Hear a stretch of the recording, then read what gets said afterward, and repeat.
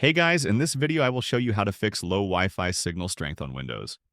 Alright, so let's begin with the video. First, head over to Search and type CMD, then right-click on it and choose Run as Administrator. Once command prompt opens, type IP config /flush DNS and press Enter. After that, type netsh winsock. Reset and press. Enter again. It will ask you to restart your computer, but don't restart just yet, because there are a few more steps to complete.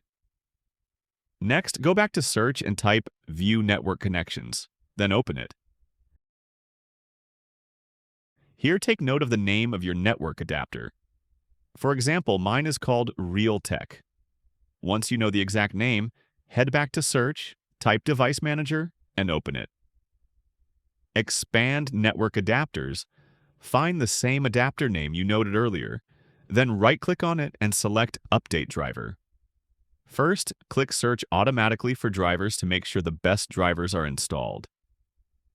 After that, go back and choose Browse My Computer for drivers, then click Let me pick from a list of available drivers. Select the driver that best matches your network adapter, click Next, and install it.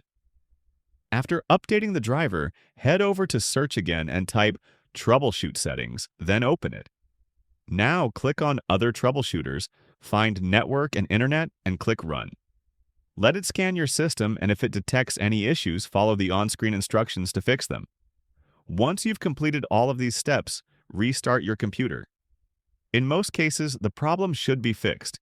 If the issue is still not resolved, go back to Search, type Network Reset, open it, click Reset Now, and confirm by clicking Yes.